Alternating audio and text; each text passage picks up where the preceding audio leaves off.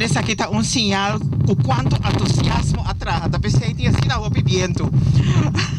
Hopi entusiasmo, hopi energia, hopi trabalho a bordo realizar para propor um centro tão especial e bonito para o bairro de Rincón.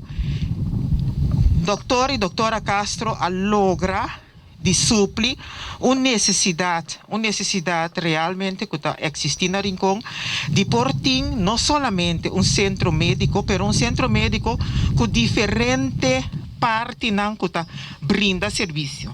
Uno, por exemplo, que agora nombrar acaba, que é parte de óptica, classe, é parte de cardiologia, me acompanha também com dietenzorg, também está passa aqui não.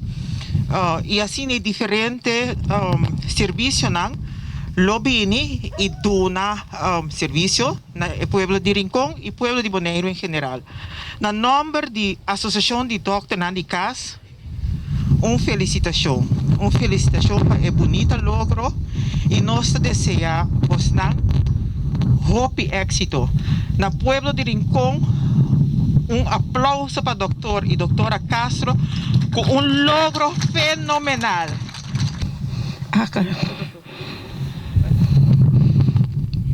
Para esse motivo aqui, me está chamando danke de coração para bom trabalho e paciência. Me está pedindo Deus para dar vida, força, saúde, para não prosseguir com o bonito trabalho que nós abinda exercer aqui na Bonaire para hope ainda mais. Me que toma a oportunidade aqui para chamar Dr. Giovanni Castro e doutora Josefa Castro, caloroso para bem que você logrou com o Rincón Medical Center.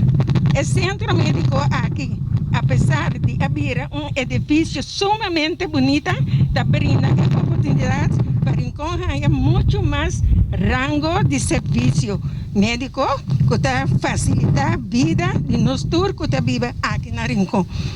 Agora não te queda nada mais outro para pedir todo presente forte aplauso para a pareja dinâmico aqui.